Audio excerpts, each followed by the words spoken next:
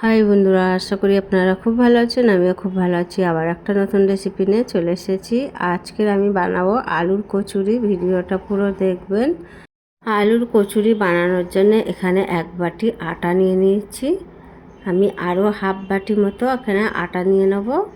Total আমি এখানে 1.5 বাটি মতন নিয়েছি, মানে 500 গ্রাম আটা নিয়েছি। স্বাদ মতো একটু লবণ দিয়ে দেবো আর একটু তেল দিয়ে দেবো 2 চামচ মতো। আর এখানে আমি একটুখানি জোয়ান দিয়ে দেবো যাতে অম্বল না হয়। একটু জোয়ানটা হাতের তালুতে দিয়ে এইভাবে একটু ঘষে দেবো, এতে আলুর কচুরিটা খেলে কিন্তু অম্বল হবে না একদমই। দিয়ে এটা খুব ভালোভাবে হাত দিয়ে মেখে নিতে হবে শুকনো অবস্থায়। আর এই জোয়ানটা দেবেন যাদের একটু অম্বলের ধাত আছে বা খেলেই তেলের জিনিস গ্যাস অম্বল হয়ে যায়, তারা কিন্তু এইভাবে একটু জোয়ান দিতে পারেন, তাহলে কোনো রকম কিন্তু গ্যাস অম্বল হবে না। খুব ভালোভাবে শুকনো অবস্থায় মেখে নিয়েছি। এখন আমি উষ্ণ উষ্ণ গরম জল দিয়ে খুব ভালোভাবে আটাটাকে মেখে নেব। আপনারা চাইলে লাল গমের আটা দিয়েও এই কচুরিটা বানাতে পারেন।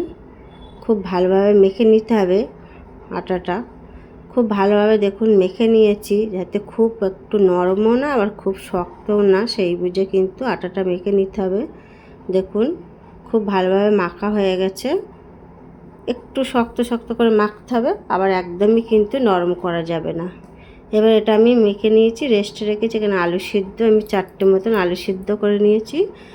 এখানে দিয়ে দেবো অল্প একটু তেল ফ্রাইং প্যানে, অল্প একটু সাদা জিরে আর একটা তেজপাতা দিয়ে খুব ভালোভাবে ভেজে নিতে হবে। এখানে একটুখানি দিয়ে দেবো হিংটা দিয়ে খুব ভালোভাবে নাড়িচাড়ি নিতে হবে। আর এখানে একটু আদা আর 3টে মতন কাঁচা লঙ্কা আমি কুচি করে নিয়েছি। এটা খুব ভালোভাবে হালকা করে ভেজে নিতে হবে। খুব বেশি ভাজলে কিন্তু আদার ফ্লেভারটা নষ্ট হয়ে যাবে। এখানে অল্প একটু হলুদ গুঁড়ো আর অল্প একটু লাল লঙ্কা গুঁড়ো, অল্প একটু জল দিয়ে খুব ভালোভাবে নাড়িচাড়ি নিচ্ছি। আর আমি আলুটা গ্রেট করে রেখেছিলাম, সিদ্ধ আলুটা গ্রেট করে নিলে কি আলুর গোটা গোটা গোল গোলটা থাকবে না, খুব ভালোভাবে কিন্তু আলুটা মিশে যাবে। এবার মশলার মধ্যে আলুটা দিয়ে খুব ভালোভাবে নেড়েচেড়ে নিতে হবে। একটু স্বাদ মতো লবণ দিয়ে দেবো আর একটু স্বাদ আনার জন্য চিনি দিয়ে দেবো, দিয়ে খুব ভালোভাবে মিশিয়ে নিতে হবে। আর এই সময় কিন্তু গ্যাসের ফ্লেমটা একদম লো করে রাখতে হবে। নামাবার একটু আগে গরম মশলা গুঁড়ো দিয়ে দেবো, দিয়ে খুব ভালোভাবে আলুর সাথে মিক্স করে নিতে হবে। আলুর পুরটা একেবারে রেডি হয়ে গেছে, নামিয়ে নেবো। আর এদিকে আটাটা মেখে রেখেছিলাম, অনেকক্ষণ রেস্ট হয়ে গেছে। লেচি কেটে নেবো ছোটো ছোটো করে। এইভাবেই আমি সব লেচিগুলো একইভাবে কেটে নেব। আর লেচিগুলো কিন্তু গোল গোল করে ভালো করে শেপ দিয়ে নিলাম। একইভাবে রেডি হয়ে গেছে। এবার আমি এটা বেলে নেব। একটু লুচির মতন করে ছোট করে বেলে নিতে হবে। নিয়ে এর মধ্যে দিয়ে দেবো 1 চামচ করে আলুর পুরটা 1 চামচ দিয়ে দেবো। আপনারা চাইলে আলুর পুরে একটু ধনেপাতাও কুচি দিতে পারেন, তবে আমার কাছে ছিল না বলে আমি দিইনি। এবার এই 4-5টা এইভাবেই কিন্তু মুড়ে নিতে হবে। এইভাবে সবগুলোই বানিয়ে নেব। আর মুখটা খুব ভালোভাবে আটকে দিতে হবে এইভাবে। একটা কিন্তু পুরো এইভাবে হয়ে গেছে। এবার খুব ভালোভাবে এটা বেলে নিতে হবে। একটুখানি অল্প করে আটা ছড়িয়ে দেবো, তাহলে খুব ভালোভাবে কিন্তু এটা বেলা যাবে। দেখুন আলুর কচুরিগুলো একেবারে রেডি হয়ে গেছে। এইভাবেই আমি সবগুলো বেলে নেব একইভাবে। সবগুলো বেলা হয়ে গেছে। এবার আগে থেকে ফ্রাইং প্যানে তেল গরম করতে দিয়েছিলাম, তেলটা মিডিয়াম গরম হয়ে গেছে। দিয়ে দেবো। এবারে এগুলো ভেজে নিতে হবে উল্টে পাল্টে।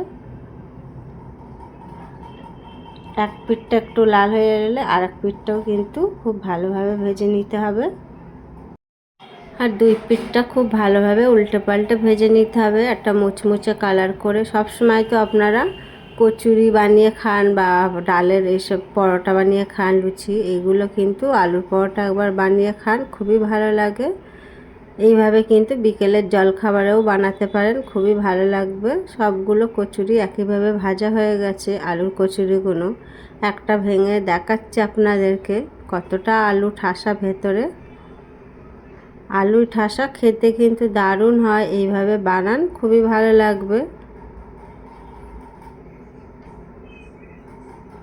এইভাবে একবার বানান, আশা করি খুব ভালো লাগবে। ভালো লাগলে রেসিপিটা লাইক শেয়ার কমেন্ট করবেন, সাবস্ক্রাইব করে বেল আইকনটি প্রেস করবেন সবার আগে নতুন নতুন ভিডিও দেখার জন্য।